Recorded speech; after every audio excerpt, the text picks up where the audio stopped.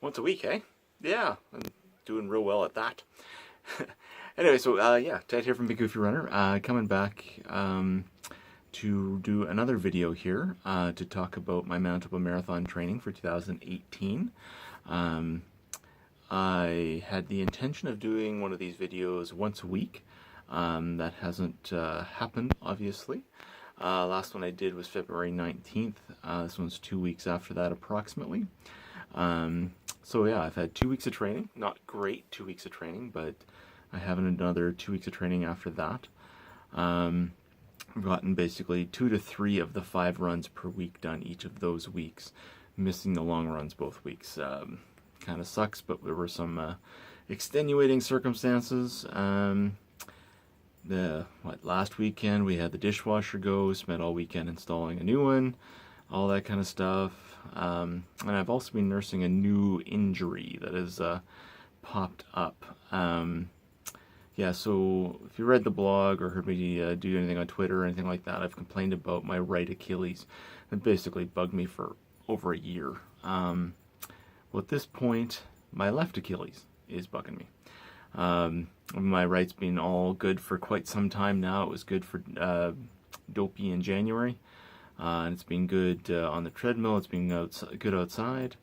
Yeah, so I'm being happy with how my right leg's doing.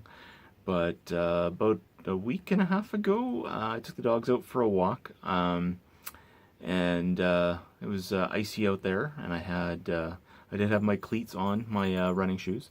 So walked the dogs for a good bit, probably 3/4 mile to a mile. And then brought them home, and I left the one dog here and I took the other one for a run. The only one of the dogs really likes to run. The other one rather play ball all day. But so just took the one out for a run, just burn off some of his extra energy. And we did some sprinting on ice with my cleats, and I think I buggered my ankle. I didn't really notice it at first, but right away after it happened. But I got on the treadmill when we got back from running him, did 5 miles that night. And the next night the next day the ankle was really messed up.